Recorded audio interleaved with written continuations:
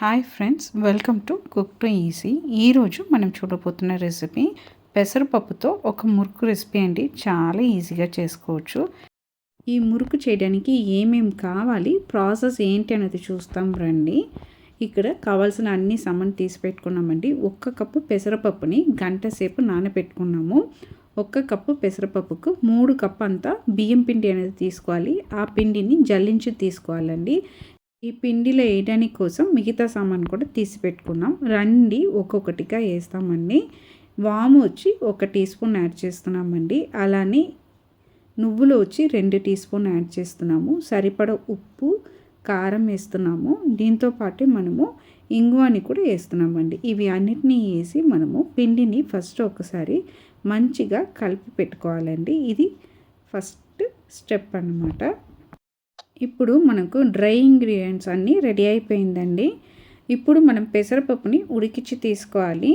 ఈ పెసరపప్పుని శుభ్రంగా కడిగేసి కుక్కర్కి మార్చేసి 3/4 కప్ అంత నీళ్ళేసి దీన్ని 3 to 5 విజిల్స్ వరకు పెట్టి తీసుకోవాలండి. ఈ విధంగా తీసుకున్న ఈ పెసరపప్పుని మనం మెత్తగా మిక్సీలో వేసి రుబ్బుకొని రావాలి.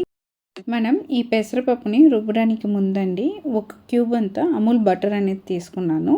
10 గ్రామ్స్ బటర్ అనేది సరిపోతుందండి. ఈ బటర్ని పిండిలో వేసేయండి. ఇప్పుడు మనం దీన్ని మిక్సర్ జార్లో వేసి మెత్తగా చూడండి ఈ విధంగా గ్రైండ్ చేసుకొని రావాలి. అప్పుడు మనకు మురుకులో ఇది వేసి మనము పిండి అనేది రెడీ చేస్తున్నప్పుడు మనకు మురుకు అనేది చాలా క్రిస్పీగా వస్తుందండి. ఇక్కడ పెసరపప్పు వేసి ఫస్ట్ మనం పిండిని రెడీ చేసుకోవాలి. ఒకవేళ మీకు నీళ్ళు కావాలంటే లైట్గా నీళ్ళని జల్లించి పిండి అనేది రెడీ చేసుకోండి. మనం తీసుకుంటున్న క్వాంటిటీకి కరెక్ట్గా సరిపోతుందండి. చూడండి ఎంత సాఫ్ట్గా మనకు పిండి అనేది రెడీ అయిందని. చూడండి మనం ఈరోజు 3 హోల్స్ ఉన్న ఆ మోల్డ్ అనేది పెట్టుకొని ఈ మురుకు అనేది చేయబోతున్నామండి. మనం లోపల కూడా నూనె అనేది కోట్ చేసి పెట్టుకోవాలి. అంతే అండి. మనకు ఎంత కావాలో అంతే తీసుకొని దాన్ని మురుకు మేకర్ మీద పెట్టేసుకొని మిగతా అన్నిటినీ ఒక వెట్ క్లాత్తో మూత పెట్టేసండి. చూడండి ఈ విధంగా గట్టి తిప్పేసి బ్యాక్ సైడ్ వేసుకొని నూనెలో వేసి మనం ఫ్రై చేసుకోవాలండి. నేనైతే ఈరోజు కోకోనట్ ఆయిల్లో ఫ్రై చేస్తున్నానండి. పల్లి నూనె కానీ లేదా కోకోనట్ ఆయిల్లో కానీ మనం ఫ్రై చేసుకొని తీసుకోవచ్చండి. చూడండి ఎంత సూపర్గా మనకు మురుకు అనేది రెడీ అవుతుందని.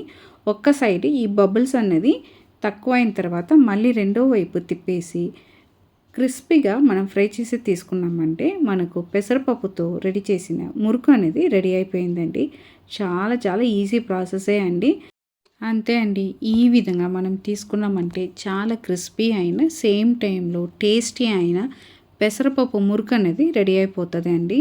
మన దగ్గర ఉన్న అన్ని పిండిని ఈ విధంగా బ్యాచెస్గా వేసి మనము ఫ్రై చేసి తీసుకున్నామంటే మనకు సూపర్ టేస్టీ అయిన మురుకు అనేది రెడీ అయిపోతుంది అండి. మీరు కూడా సేమ్ కొలతలతో ఒక్కసారి ఈ మురుకు రెసిపీని ట్రై చేసి చూడండి, టేస్ట్ చేసి చూడండి. ఇంట్లో అందరూ ఇష్టపడి తింటారండి. వీలైందంటే కోకోనట్ ఆయిల్లో కూడా ఫ్రై చేసి చూడండి. మురుకు చాలా టేస్టీగా ఆ కోకోనట్ స్మెల్తో భలే ఉంటుందండి. మీరు కూడా సేమ్ కొలతలతో ఒక్కసారి ట్రై చేసి చూడండి. ఇంట్లో ఖచ్చితంగా అందరూ ఇష్టపడతారండి. మీకు ఈ మురుకు రెసిపీ నచ్చిందంటే కుక్ టు ఈజీ ఛానల్ని లైక్ చేయండి, షేర్ చేయండి, కామెంట్ చేయండి. తప్పకుండా మన కుక్ టు ఈజీ ఛానల్ని సబ్స్క్రైబ్ చేయండి. అందరికీ బాయ్ అండి.